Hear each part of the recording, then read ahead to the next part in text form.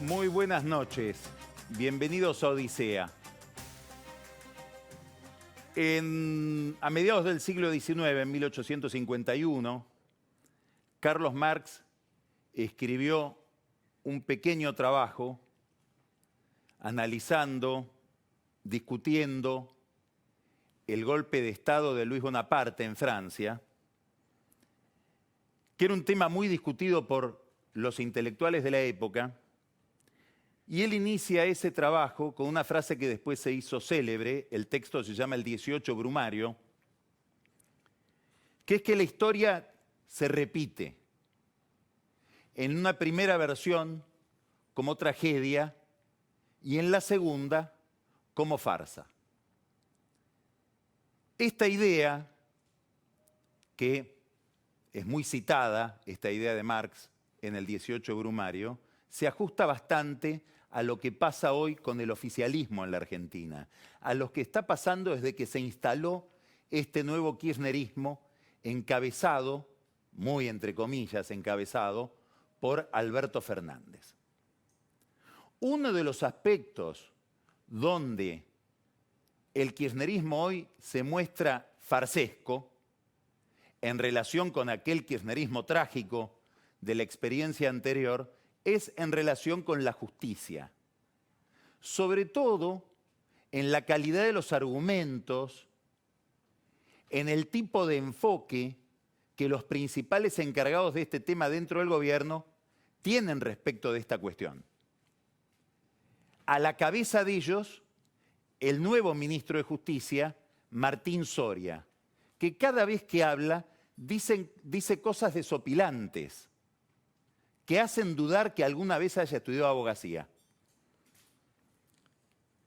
Soria acaba de decir que dada su nueva investidura de ministro de Justicia, él no puede andar persiguiendo jueces, que eso lo hacía antes, cuando era diputado. Es decir, como diputado, sí, cabe que un diputado persiga jueces. Ya la idea de que un funcionario público hable de perseguir jueces debería inquietarlo bastante a Alberto Fernández, hijo de un juez, 30 años profesor de Derecho, alguien que venera la Constitución, como suele presentarse Fernández a sí mismo. Tiene un ministro de Justicia que dice, yo cuando era diputado perseguía jueces.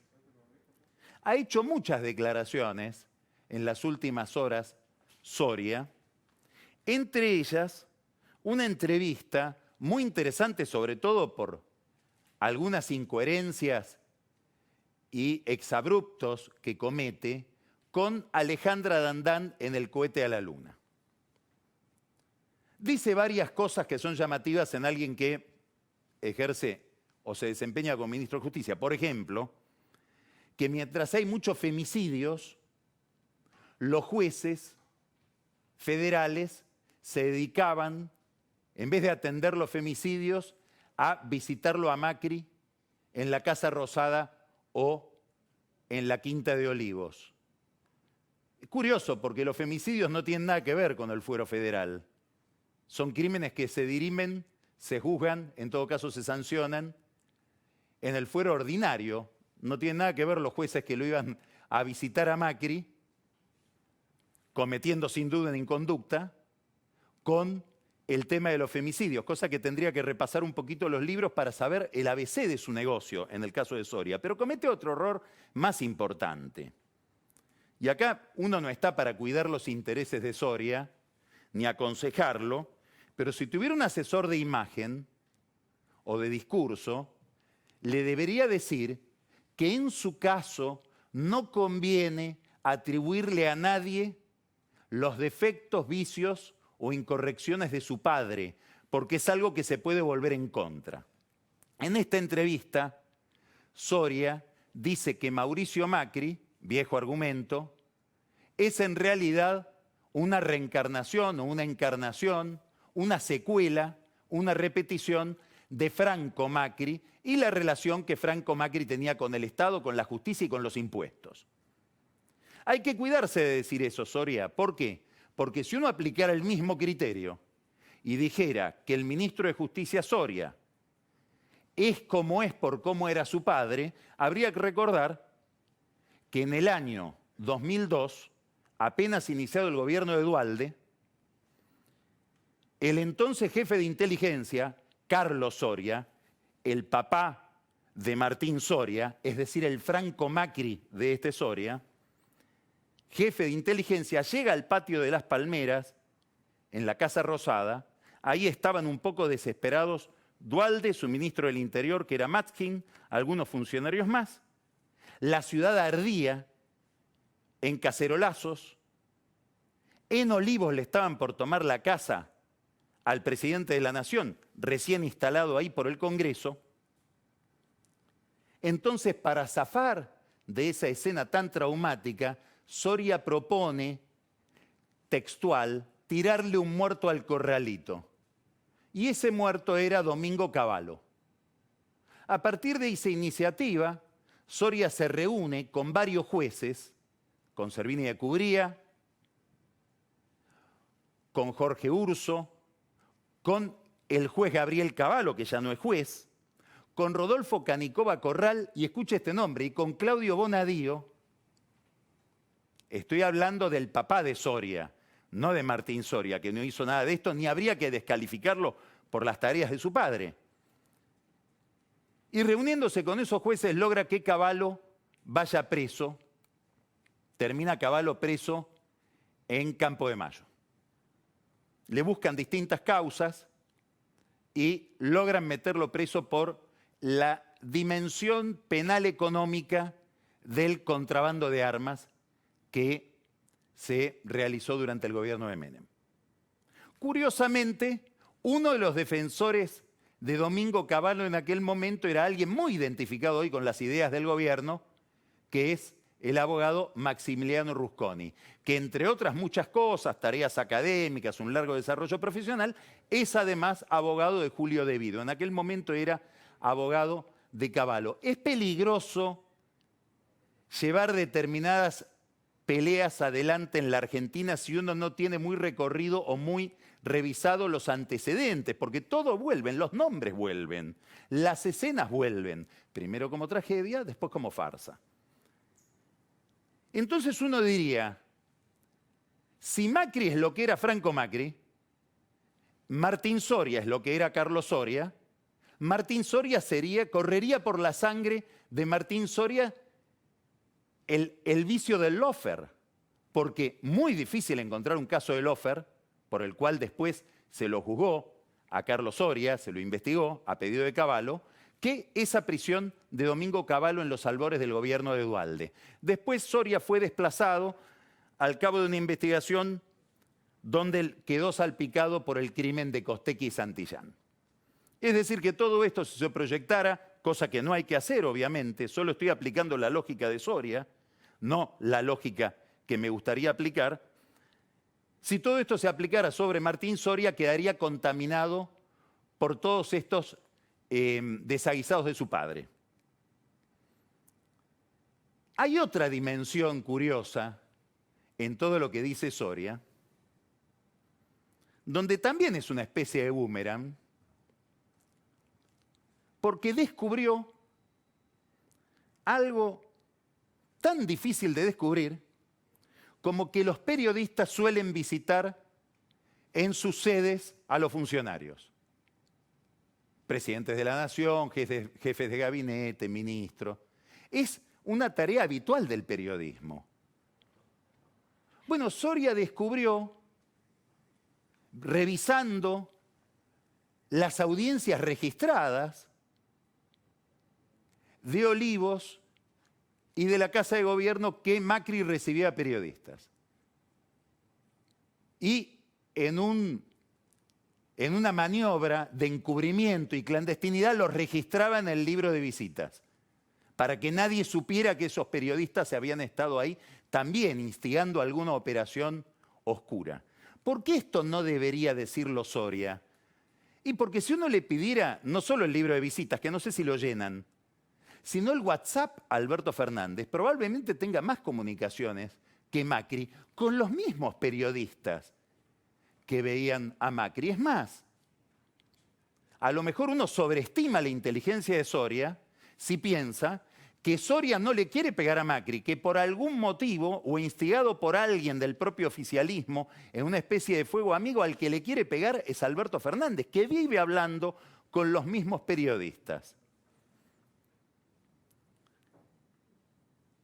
Uno extraña el viejo kirchnerismo, que era probablemente más feroz, probablemente más perverso, pero un poco más inteligente y más cuidadoso en la argumentación. Tragedia, farsa. Soria dice, las cosas que hago como ministro, entre las cosas que hago como ministro no puede estar perseguir jueces. Eso lo hacía como diputado. Podría decirlo de otra manera. Lo que yo hacía como diputado, que era perseguir jueces, lo dejé en manos del diputado Rodolfo Tailiade. Como ustedes saben, el diputado Tailiade también está en una embestida muy fuerte contra periodistas y contra jueces. Acá lo raro es qué le pasó a Tailiade.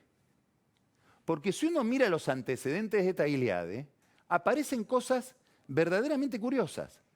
Por ejemplo, durante buena parte de su carrera, él fue socio, pero socio importante, inclusive con algunas sociedades comerciales. Hay una empresa que se llama Tyser.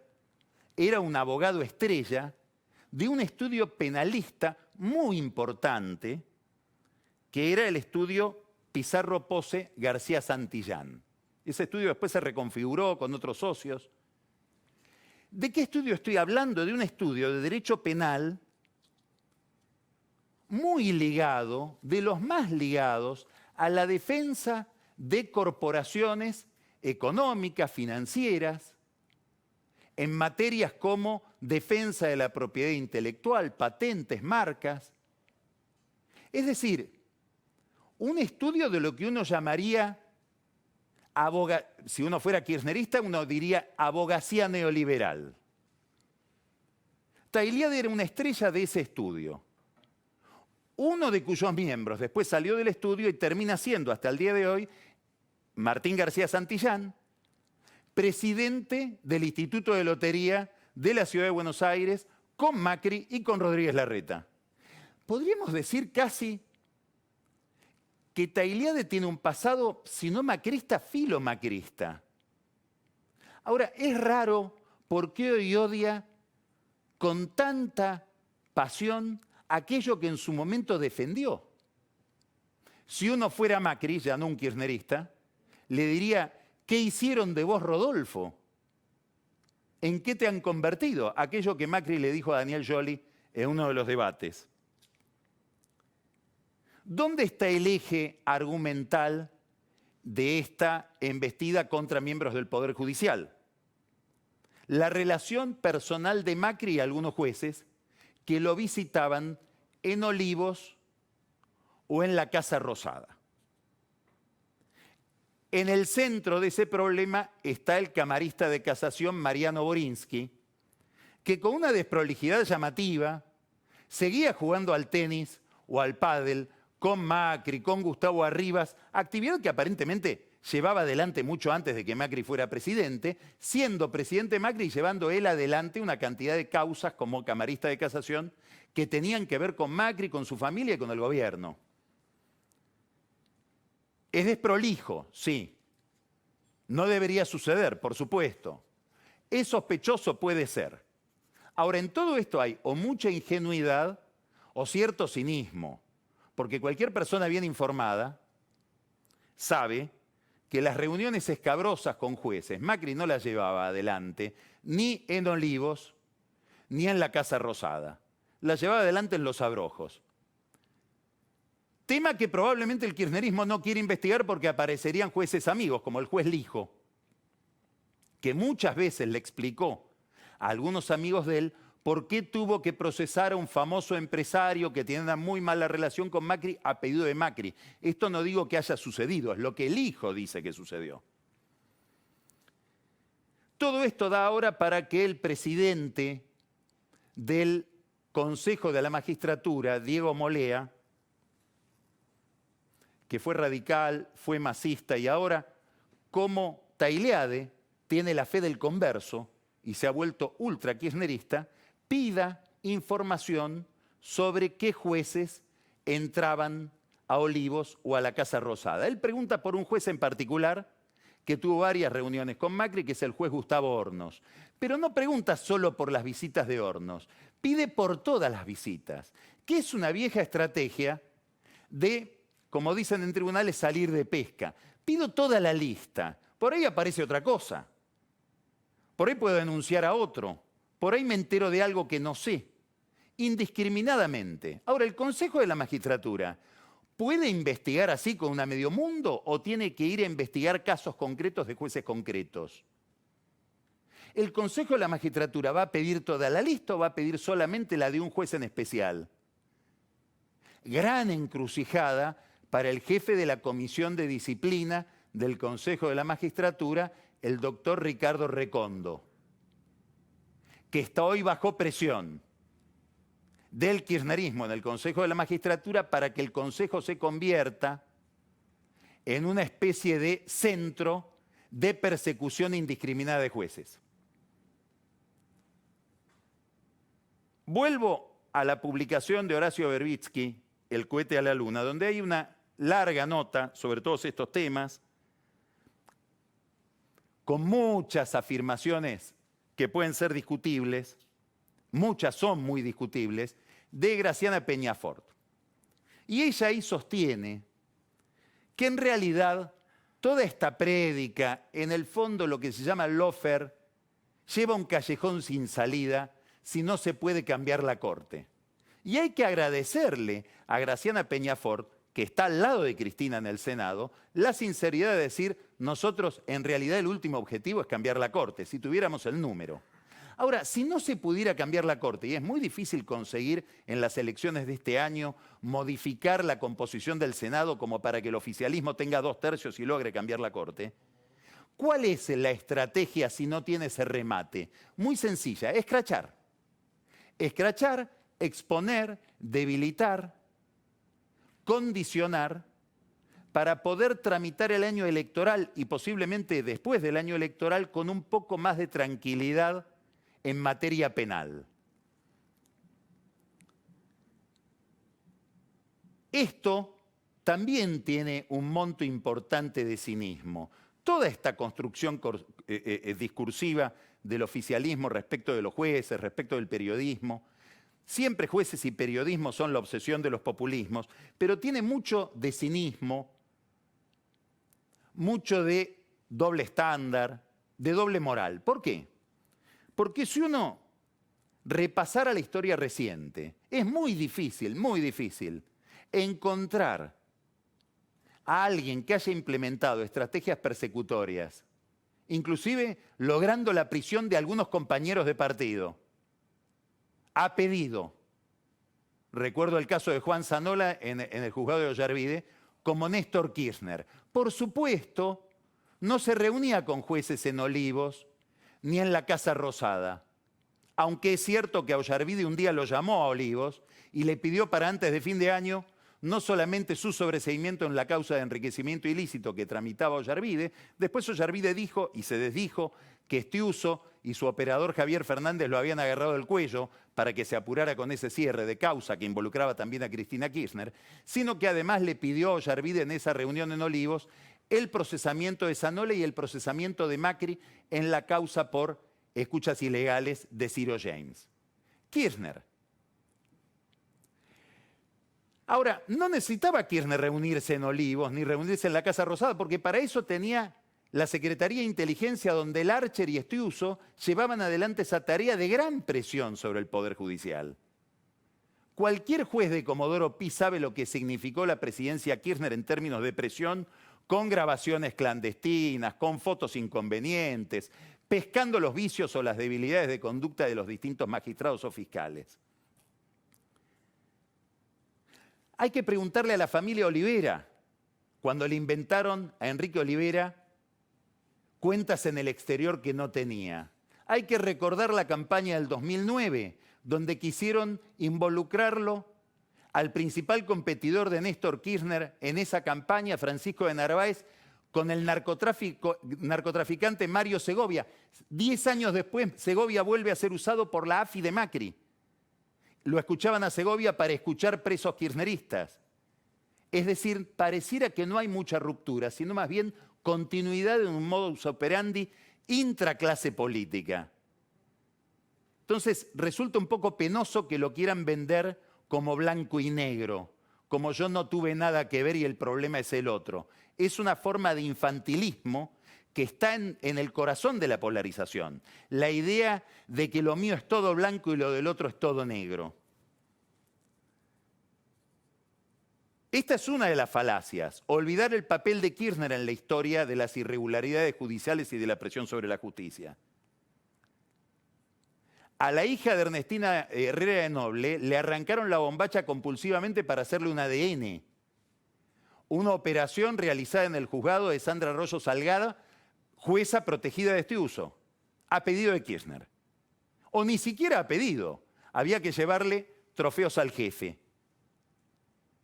La otra falacia es pensar que Macri durante su presidencia manejó la justicia prácticamente como una especie de genio del maquiavelismo político, que Macri no es. ¿No tuvo nada que ver Massa en todo esto? ¿Cómo eran las relaciones de Massa y Bonadío? ¿Cómo eran las relaciones de Massa y Marijuán? ¿Cuánto tuvo que ver la propia justicia en un conflicto autónomo propio de su propia agenda con Cristina Kirchner? Sobre todo después de la democratización de la justicia que ella quiso llevar adelante con aquel proyecto que la Corte después le declaró inconstitucional, empezando por Servini de Cubría, que fue la primera en declararlo. ¿Cuánto tuvo que ver Ricardo Lorenzetti? ¿Cuánto Lorenzetti, como presidente de la Corte, no se vio a sí mismo como el líder de una especie de lavallato criollo, que él ilustraba con su foto, la del juez Moro brasileño y la de Bonadío? ¿Todo eso tiene algo que ver Macri o fueron otros factores con los que Cristina y sus acólitos hoy no se quieren pelear? Primero tragedia, después farsa. ¿Por qué es importante todo esto? Porque cuando la política se mezcla con la justicia y cuando en vez de discutirse el poder se está discutiendo también la libertad, todo el fenómeno electoral cambia de sentido. Se juegan otras cosas, no solamente la discusión respecto de quién nos representa o quién nos gobierna. Este es el drama que vive hoy la Argentina y por eso las elecciones van a estar cada vez más cargadas de tensión. Y por eso va a haber intentos, como empieza a haber ahora, de manipulación por lo menos del calendario electoral. Motivos para tener miedo electoral sobran. El primero es la inflación. Y sobre todo la inflación de los alimentos que pegan en el corazón electoral del oficialismo, que es el conurbano bonaerense. Y la inflación parece no ceder. Viene alta en marzo, fue alta en marzo, viene alta en abril. Y esto le quita autoridad a Alberto Fernández dentro de sus propios aliados. Porque el programa no da el resultado esperado. Y todavía falta el ajuste de tarifas, donde sigue la discusión. En una entrevista que le hicieron en CNN en español, Ernesto Tenenbaum y María O'Donnell, Martín Guzmán defendió el ajuste tarifario que él piensa hacer, reducir los subsidios y discriminar entre quienes pueden pagar las tarifas y quienes no y merecen ser subsidiados. Tarea que lleva muchos meses. Implica un programa largo. Él debería lograrlo para mayo, que es cuando tienen que regir las nuevas tarifas. Sin embargo, alguien muy ligado a Cristina Kirchner, como el presidente del ENRE, Federico Basualdo, ya dijo, no, más de 15% de aumento no y dividido. El aumento podrá ser 7, 9%, no más allá de 15%. Es muy distinto de los números que necesita Guzmán para cumplir con el presupuesto y con las cuentas fiscales que él tiene calculadas y que implica una baja importante de subsidios energéticos. En medio de esta discusión aparece una figura muy relevante en este tema por la gran influencia que tiene en Cristina, que es Axel Kicillof, que como gobernador de la provincia de Buenos Aires y responsable electoral del conurbano participa de la mesa donde se discuten las tarifas que principalmente afectan a los habitantes del área metropolitana. Desde que Kicillof empieza a participar de esa mesa, por alguna razón extraña, las reuniones no se realizaron más. Guzmán las suspendió. Por otro lado, vemos cómo Massa y Máximo Kirchner filtran en los diarios las reuniones que tienen con el ministro de Economía, al que convocan como si fuera una especie de comisariato en el Congreso, con independencia de Alberto Fernández. Pérdida de poder de Fernández, disminución del poder de Martín Guzmán. Algo que recuerda un dicho de los brasileños. Dicen, esto parece la casa de una viuda, todo el mundo da órdenes. Este es el aspecto que empieza a tener en lo económico el gobierno de Alberto Fernández. ¿Dónde está el problema? Que también en este campo la tragedia se convierte en farsa. ¿Y cuál es el aspecto farsesco? Una contradicción que no tiene salida. Guzmán sostiene, y sostiene bien, y argumenta bien, que si uno no hace un ajuste en los subsidios, el déficit va a implicar un nivel de emisión tal que termina en un colapso cambiario. Va a haber una corrida cambiaria. ¿Qué está poniéndole Guzmán a la visión de la economía? Un poquito de mediano plazo, chiquito, de acá a enero del año que viene, no mucho más. Esta es una novedad, porque el populismo piensa solo el presente. Ahora, claro, este es un populismo extraño, un populismo que tiene que hacer, al mismo tiempo que populismo, llevar adelante un plan de austeridad. Esto es lo que transforma aquella experiencia anterior de Cristina y Néstor Kirchner de tragedia en farsa. En este contexto aparecen las dificultades para un acuerdo con el fondo y aparece el discurso de Cristina, muy importante a tener en cuenta lo que ella dice, la deuda es impagable. Lo repite también Máximo Kirchner. Tenemos que pedir más plazo porque no se puede pagar esta deuda. Sí se puede pagar. Está previsto que uno haga una renegociación de la deuda, que no la pague. Lo que se llama un rollover. Claro, hay que tener un plan económico. Hay que hacer determinados ajustes. Entonces, no es que no puedo pagar la deuda. Digamos la verdad, no quiero hacer los ajustes. Por eso no puedo pagar la deuda. Porque si hiciera un plan económico medianamente racional, que es el que quiere hacer Guzmán, se podría renegociar la deuda. Todo eso ahora pasó para el año que viene. Este no es el único problema que tiene el oficialismo en medio de la campaña, la inflación, que Guzmán no logra bajar. El otro gran problema es la pandemia. La pandemia sin vacunación o con enormes dificultades de vacunación. Este fin de semana los números son alarmantes, sobre todo en la capital federal. Ha habido 1.900 casos por día nuevos. Es decir, estamos superando los récords de la experiencia anterior. Y las vacunas no aparecen. Después vamos a hablar con Pancho Olivera muy detenidamente de esto. Es muy interesante el informe que trae Pancho porque no solamente habla de que la falta de vacunas es un problema de impericia del gobierno, hay algo peor detrás. Hay una interna o una disputa empresaria, hay un negocio de gente que si no es su vacuna, la que él produce impide que sea la del otro. Todo esto mezclado con impericia y mezclado con un problema general que atraviesa a todo el mundo y sobre todo los países menos desarrollados, que es que para un mundo que producía 3.000 millones de vacunas por año y hay que producir 10.000 millones de vacunas por año. Es decir, hay un cuello de botella productivo insalvable. ¿Cuál es la solución para esto? Encontrar una sola, postergar la campaña.